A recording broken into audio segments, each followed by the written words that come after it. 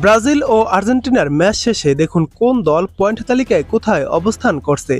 ব্রাজিলের ইতিহাসে প্রথম বিদেশি কোচ তিনি। প্রথা ভেঙে ব্রাজিল ফুটবলের কর্তারা তার হাতে দলের দায়িত্ব তুলে দিয়েছিলেন দিন বদলের স্বপ্ন নিয়ে। কিন্তু ব্রাজিলের কোচ হিসেবে যাত্রা শুরুর ম্যাচে আঞ্চলত্তি একরাশ হতাশাই উপহার দিলেন। নতুন কোচের অভিষেক ম্যাচে নিজেদের মেলে ধরতে পারলেন না ভিনিসিয়াসরা। বিশ্বকাপ বাছাই পর্বের ম্যাচে শেষ পর্যন্ত ইকুয়েডরের বিপক্ষে গোলশূন্য ড্র করল ব্রাজিল। দরিবাল জুনিয়র যখন কোচের পদ থেকে ছাঁটাই হলেন, তখনও ব্রাজিল দলকে রীতিমতো দিশেহারা মনে হচ্ছিল। আনচেলত্তি যে সেই দলকে রাতারাতি আমূল বদলে দেবেন, সে আশা হয়তো কারো ছিল না। কিন্তু নতুন কোচের অধীনে ভিনিসিয়াসরা কিছুটা উন্নতি করবেন, তেমন প্রত্যাশাই তো ছিল সবার। কিন্তু এদিনের পারফরম্যান্স যে প্রত্যয় বা উন্নতির চেষ্টা, কোনোটাই দেখা গেল না। গোটা ম্যাচে গোলমুখী মাত্র 3টি শট খেললেন ব্রাজিলের ফরোয়ার্ডরা, এর মধ্যে ওয়ান টার্গেটে মাত্র 2টি শট।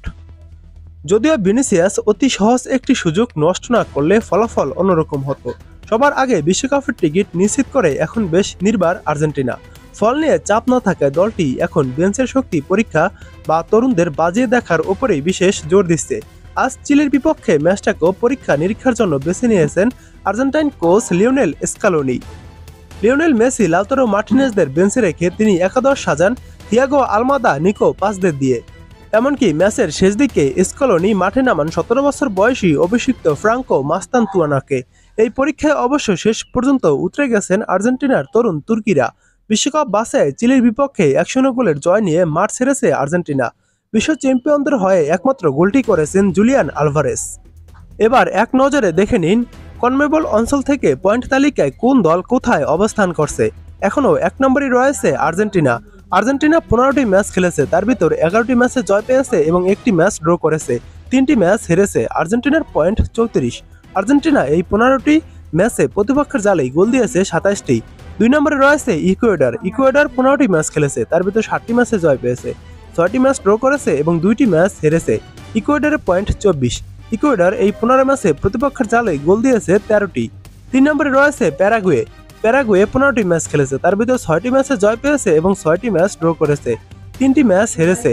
প্যারাগুয়ের পয়েন্ট 24। প্যারাগুয়ে এই 15টি ম্যাচে প্রতিপক্ষের জালেই গোল দিয়েছে 13টি।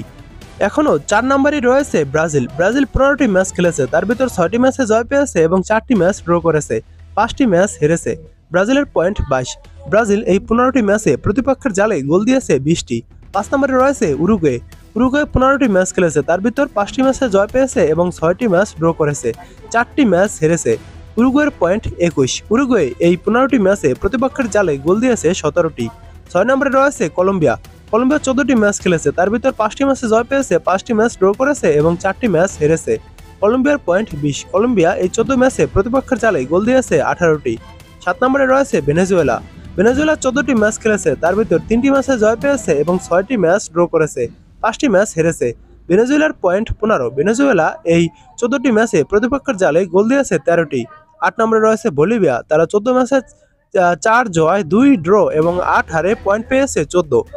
9 নম্বরে রয়েছে পেরু। পেরু 14টি ম্যাচ খেলেছে, তার ভিতর 2টি ম্যাচে জয় পেয়েছে এবং 4টি ম্যাচ ড্র করেছে, 8টি ম্যাচ হেরেছে। পেরুর পয়েন্ট 10। সবার শেষে 10 নম্বরে রয়েছে চিলি।